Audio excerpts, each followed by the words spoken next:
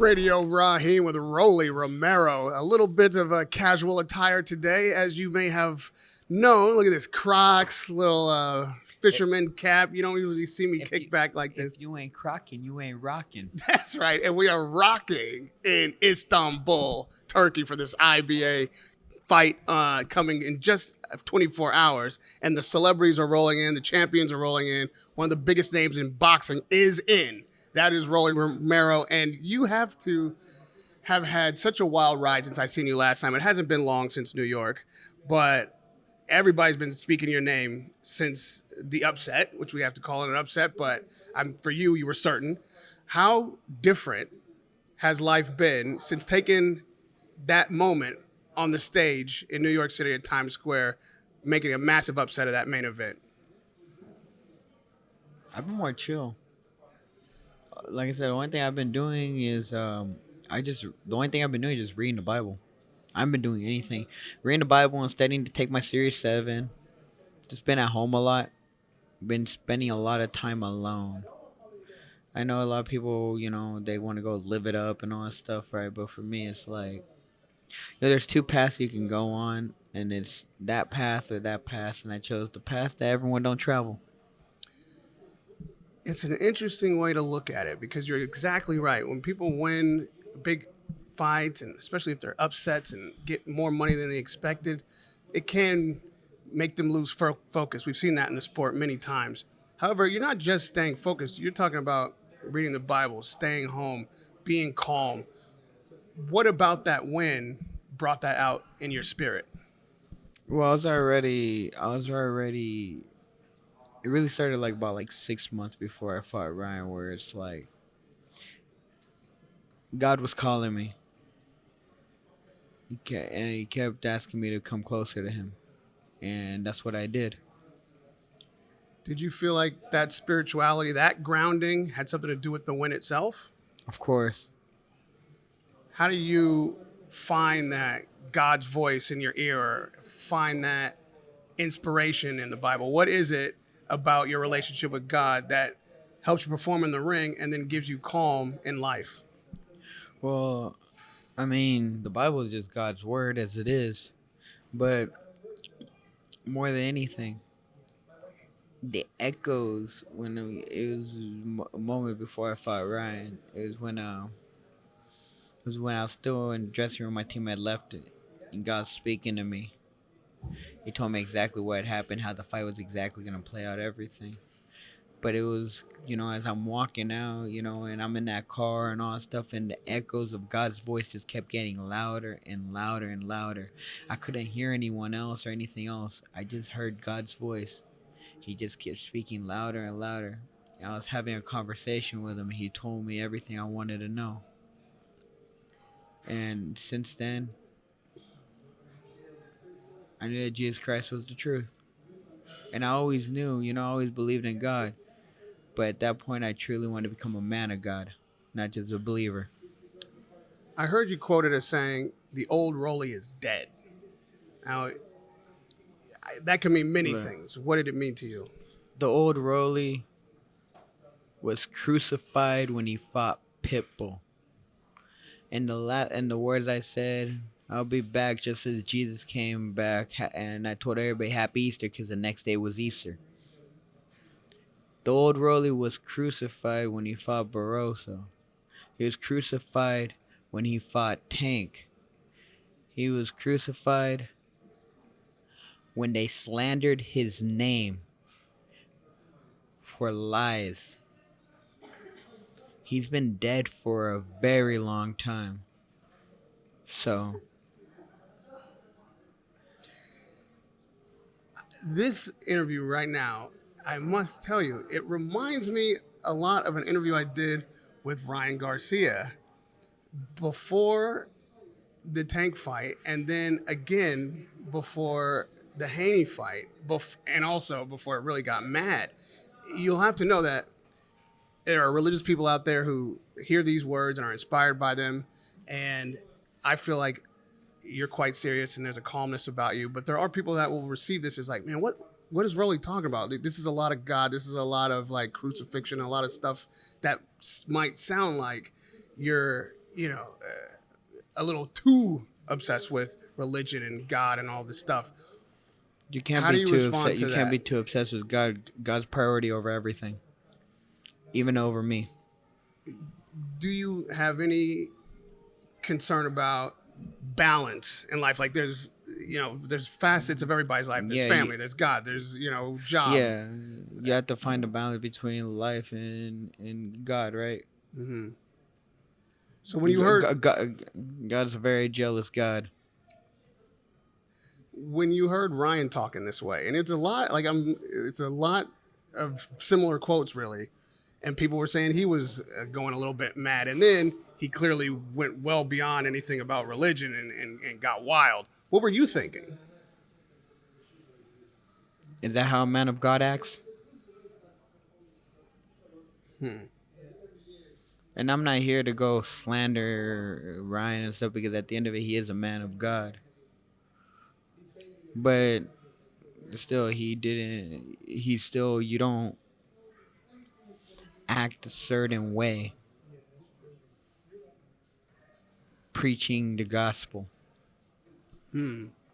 Well, right now, Oscar has accused Ryan of being in another episode. Obviously, you couldn't have missed the back and forth online, and the words exchanged. Fuck Golden Boy, and posting pictures of the old pictures of Oscar and his, scandalous moments. What do you make of where Ryan is right now in his mental health? I haven't spoke to him. I don't know. When you see that kind of stuff, I mean, what do you think? I mean, I know what's really going on, but I don't know. They have a relationship. Their relationship is very special and very unique. And I wonder what, to this day, I still wonder why their relationship is so, how do I say it? It's just one of the more unique relationships in boxing, you know? What do you mean? He's a fighter. Oscar's a promoter. That's the most common relationship in boxing. Yeah, but, their relationship has gone deeper than that, so. You're gonna have to. Don't make me ask every question, Rolly. What do you mean? Their relationship's a lot deeper than just a boxer and promoter. What else could a relationship consist of between a fighter and a promoter that is this back and forth, this tumultuous? Sometimes they seem to be best of buddies, and then now, they're fighting in the press, war of words. What could cause this? It's a love-hate thing, They play the blame game. A lot of blame was leveled at Garcia for making what a lot of people thought of as a stinker there in New York, and you being the guy who saved the show. You're the guy everybody was talking about after that night. And, Teofimo Lopez, congratulations to him on his win, but you seem like to be the star of the night. Do you want that rematch? Because I'm hearing that this conversation is being had, and is what's happening between Ryan and Oscar, is that because of something to do with the negotiation with you? I'm really wondering, it's like everyone always just brings me into their drama. And I don't know. I mean, I do know, but I don't. But the thing is, like, you guys don't got to bring me into this, Just because you guys have a lot of unresolved issues amongst each other. Like I said, like, they have a very unique relationship. So. Listen, you're only gonna get asked this a million times after this interview, so you might as well just say it now, because everyone's gonna be like, "Well, what's unique about the most common relationship in boxing? Fighter, promoter. What is different about theirs?" It's not just a fighter and promoter. It's deeper than that. Oh my God. Well, okay. I'm not bringing you into the drama. The drama exists because you're the next most logical fight for Ryan Garcia. I mean, are these conversations being had? Are we in negotiations? But is Ryan Garcia the most logical fight for me? You said on the night that you didn't want to stand between Ryan and Yeah, Haney, but that's wait, off the table now. So yes, kind of. I mean, what I'm bigger just- money's out there for you? I'm disappointed. I thought Ryan and Devin were gonna fight. But they're clearly not. I mean, Haney is now. I'm very disappointed. They got me over here helping them promote this rematch and stuff like that. And I didn't even go against it. I just promoted their rematch for them. And then they want to like go and not fight. Like, bro, you see how that makes me feel? I helped them promote this stuff, man. And like they just, I wanted them to get their rematch. I wanted to see what happens with Devin's face again. Okay, well, you asked me a question, and I'm not the guy to answer it, really, because you are. Is Ryan Garcia the next most logical best fight for you? Manny Pacquiao. Oh, my God. We know Manny Pacquiao's busy. He's going to be busy in a couple of weeks. And what happens? Manny Pacquiao fights in 2 weeks, bro. But I haven't even thought about boxing. I don't care about boxing right now. I'm what I've been doing. I want to take my Series 7, and I want to. That's a real estate license. No, not real estate. Is that law? Financial. Okay. It's the exam you need to manage people's money. Okay. Yeah. You've managed it. You had some issues managing your own money. What's making you want to be a financial manager? No. I got a really, really big project on the horizon that I need to just completely focus on. I need to focus on that right now. Hold on. You have a project that you need to focus on more than focusing on boxing? Boxing's just, yeah. How, Rolly? I get the God thing. Focus on God. Bring that in every element of your life. But I think you can make more finances boxing than you can by financial advising other people. I mean, if you're focused on one thing, it might want to be in the ring. Okay. Have you seen broke boxers? Yes. Have you seen broke bankers? You're making a good point. Okay. You're making a strong point. I have seen them jump off the roof, though, when the market crashes. And these guys are supposed to be the best in the business. So, broke, no. Dead, yes. Have you seen dead boxers? Well, sadly, we all have. However, getting back to a serious question. Have you seen boxers jump off buildings, too? No. Yeah, the boxers are all over the place, too. Fair enough. Well, I think a lot of boxers, I mean, just even the alcoholism within fighting and stuff like that is pretty bad. And the depression, That's why it's good to hear you grounded in faith. If that's what keeps you inspired and keeps your head level, all credit to that. But it's just concerning when you hear someone talking about anything that is going to take them away from focusing on boxing, especially in the position that you're in.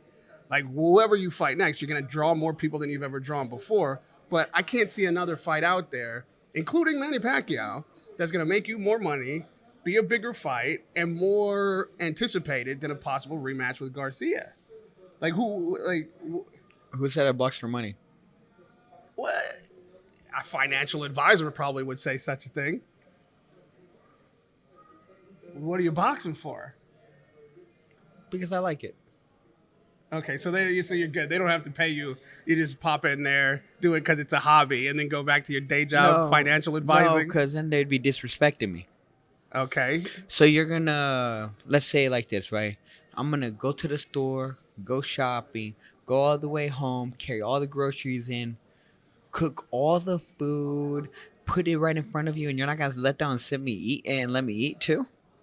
Yeah, you're setting the table, Rolly. There's no grocery shop. You're bringing the food. I own the table. So it's my that's house. all I'm saying. Like, let's eat. I'm eating like you get this fight. I'm gonna be there. I'm gonna be getting views. I'm gonna be getting paid to show up. But there's a lot of people eating at the table, but they can't if you don't bring the food. And you're talking about financial advising. I wasn't talking about financial advising. I just said that's something that you can do with that license. Yes, okay. I got something even bigger planned than that. Scale of 1 to 10. 10 being completely focused. You're not even in Turkey right now. You're in the gym every day thinking about nothing but boxing. How focused on boxing are you at the moment? Always 10. Okay, so what are we talking about? But I can do 10 in multiple things. Okay. I don't really have distractions in my life. You don't? No. I don't drink. I don't smoke. I don't do drugs. I don't really care to party. Who's talking to you about your fights now? Who's negotiating your potential next opponent? It's me, Al Heyman, and Louis DeCuba Jr. Okay. So, who's calling you saying, hey, here are your options? And what options are you looking at? Me, Louis DeCuba Jr., Al Heyman. So, what options are they putting on the table? If there's no question that your next fight is sought after. People want to know what's about to happen. And with Ryan going a bit off the rails, it seems like that would concern you a little bit, right? Like, I haven't thought that far ahead of boxing. I haven't thought that far ahead. I don't think about that stuff. you don't think about your career, your money, your next opponent. What, like, No. I just not thinking about that stuff. what are you thinking about, Rolly? Food. I'm very hungry. Yeah, I would think that you're a very hungry fighter. I've fasted for 25 days straight now. You have not. There's no way. You haven't eaten food in 25 days? I don't believe it. I wasn't talking about food. I'm almost afraid to ask, bro. What have you fasted for 25 days on, Rolly?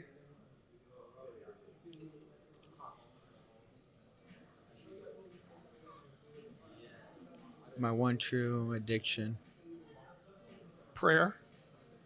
No, I pray every night. Okay, so what else?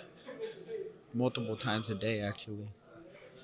That's my one true addiction. So what are you not doing? Oh, it's not any of that stuff that you're thinking. You don't know what I said prayer. Like, that's what I was thinking. Yeah, it's been 25 days now. You're awfully coy today. You're very, very mysterious. Special relationships, mystery, fast, no concern or thoughts about boxing. This is an odd space you're in. Is it odd? It's a little odd, yeah. It's a little odd. I don't think it's that odd. You're in Turkey for a boxing match that you're not even on. So boxing must be at least in the back of your mind. Or are you just enjoying the country, the IBA? I've always wanted to come to Turkey. And so this is the first time you've ever been here. Yeah, and IBA's been treating me really good. So Incredibly well. I've been enjoying it, and I'm trying to enjoy some food, some Turkish food, because Turkish food is actually really good. No joke. I won't lie. I'm full, which is why I have plenty of time to talk to you. I just enjoyed an incredible Turkish meal, and the IBA is top shelf. I mean, man, 10 out of 10, everything. So I'm not gonna hold you too long. I get it. You're hungry. You want to eat, but we're both gonna get a lot of shit in the comments if we don't talk a little bit about the boxing career that you have, that you are right now at the center of a lot of people's minds. And so I just want to get an idea of what's happening. Talk about boxing? Boxing's not even that important. See, you say things like this, bro, and it's going to be a problem. There's a lot bigger and more important things than boxing. Okay, like what for you right now? What is bigger, more important? Yeah. We got that. Okay. Check that box. Like you say, you can be 10 on a lot of things, 10 on God. That does not mean that you 10? Do not need to be 10. I can't even put the number on it. That's how big. Okay. But boxing is important to you in particular. More to you than to me. You're getting a hell of a lot more money out of it than I am. So why am I working so hard to get you to talk about it? Money is irrelevant. That's something that only people with money say. No. Let me tell you what. Money is irrelevant. Imagine having everything in the world.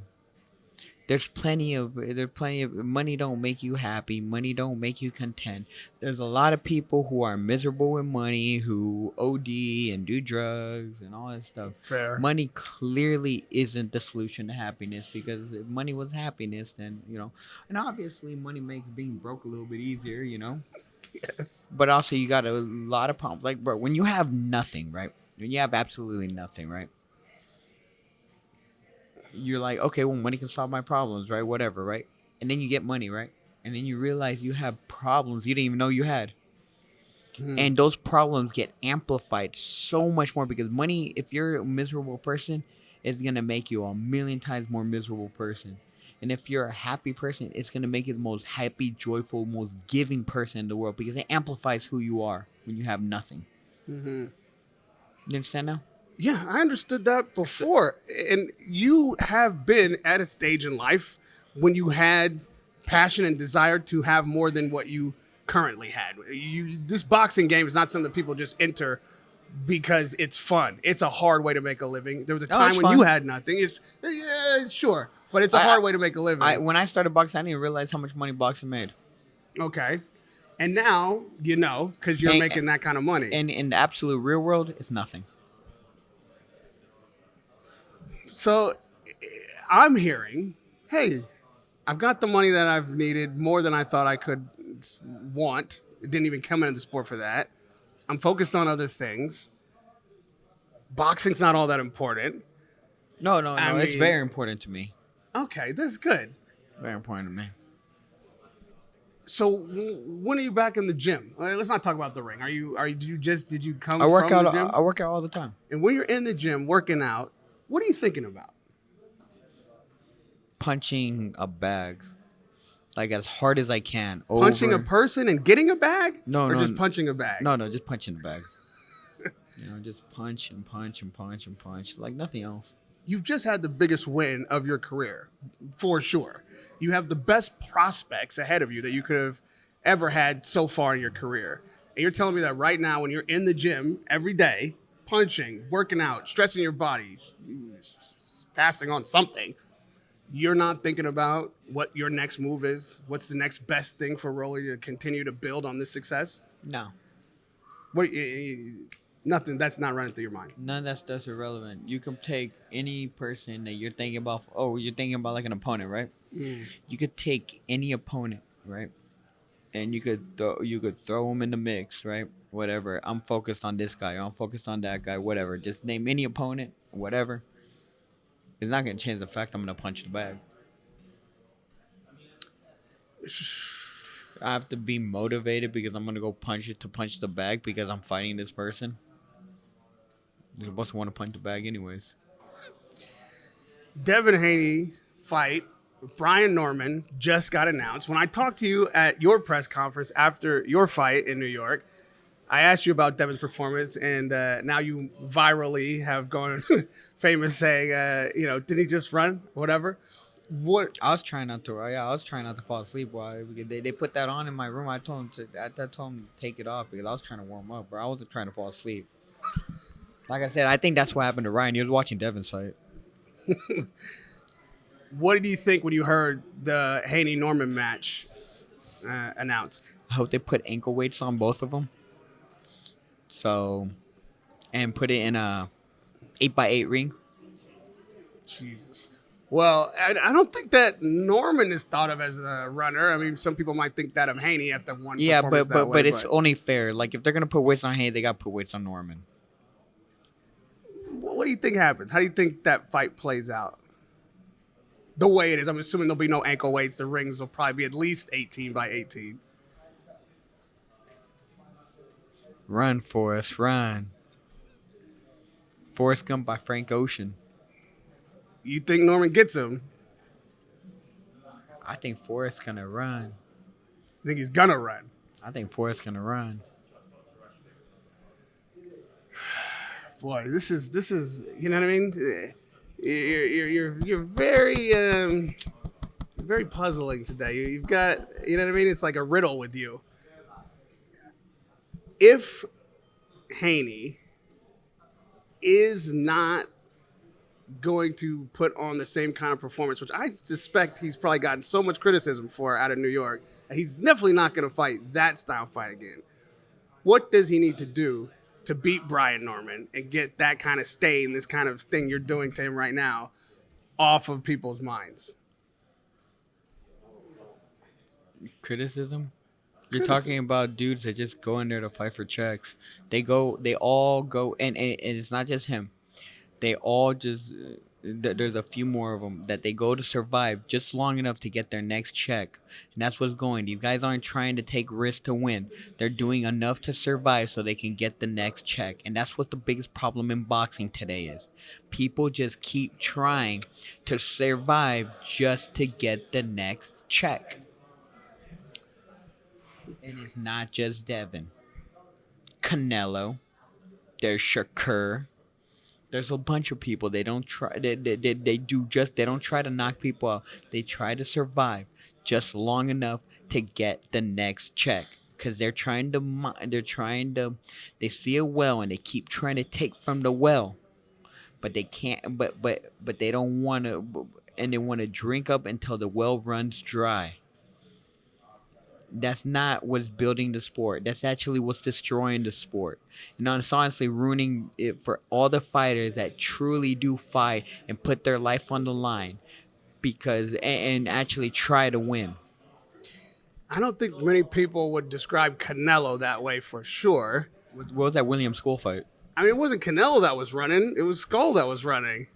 So Canelo's the first Mexican in history that don't know how to cut off the ring? Okay, yeah, I've heard the criticism. I'm just saying that the way what you just ran down doesn't sound like Canelo's career. I know the Skull fight and everything you said I've heard and I get it. However, they're all cashing out. They're all cashing out, bro. And it's like I said, it's a disgrace to the sport. You should be. You know what? You know, it's just. This is what's destroying the sport. You guys want me to break down what's destroying the sport all the time? No, I ain't even gonna do that because it's clear what's destroying the sport. Fighters are overpaid. Terence Crawford just walked by our eye line, like literally right behind the camera, like 30 seconds ago. You didn't even see him because you're so focused on this intense interview we're involved in right now. However, he is the one that is going to have to force Canelo to fight, by your estimation, in a couple of months. Wait. So this isn't a cash out for Canelo? Like, let's just say like this. I mean, at least Crawford's taking the risk to fight Legacy, but dude, Canelo's fighting a 47-pounder. Let's flip the script. Let's flip this script. You know. I'm done with this stuff, man. I'm flipping the script. Canelo's fighting a 47-pounder. Does that not sound like he's trying to cash out? Like he's just trying to do whatever he can to make a pretty penny? He's not fighting for legacy. He's fighting a 47-pounder. He didn't call for the fight, though. It was Crawford that called him out. They put the bag in front of him. When I used to ask him about Crawford, he was like, Crawford is 147 pounds. That was his response. Why didn't he fight Benavidez? I can't do all the work here. Only Canelo can answer that question. Why is he not fighting Benavidez? That's legacy. That's the fight everyone has been asking for. Nobody in the world asked for Crawford. You make a fair point. Everyone's been asking for Benavidez for how long? How many years now? I'd say at least 3. Okay. Hands down. These guys are all overpaid. They don't deserve what Canelo's, his case is specifically a little bit different than the other ones because at least he sells tickets and pay-per-views. But the other dudes, they're all just trying to cash out. It's disgusting. You call it a cash out fight, which tends to mean that the guy who's cashing out is either taking a fight that he's overwhelmed by and can't win, but is getting big money for, or can't lose because, like you say, the weight differential is so great. Can Crawford win that fight, or is this an easy fight for Canelo? I hope Crawford knocks him out cold, just because he's disrespectful to the sport. And and Crawford at least taking a risk, a really, really, really, really big risk, Let me take you to Shakur, since you did bring his name up. With William Zepeda, in just a week's time, I'll be going from here to there. Yes, he's been criticized for what some people think of as lack of action in those fights. I think, again, in New York, on the big stage, can't be another stinker. What do you think happens with Stevenson Zepeda? I've never watched William Zepeda fight. Everyone talks good about him. I just never seen him fight. Did you see anything in Riyadh from Shakur to make you think that maybe he's turning a corner? He's gonna be more aggressive. Are you disrespecting me? No. You think I would waste my precious time watching a Shakur fight? Bro, I'm done with this. I'm done with Radio Rahim with Rolly Romero. He's done with it. I did as much as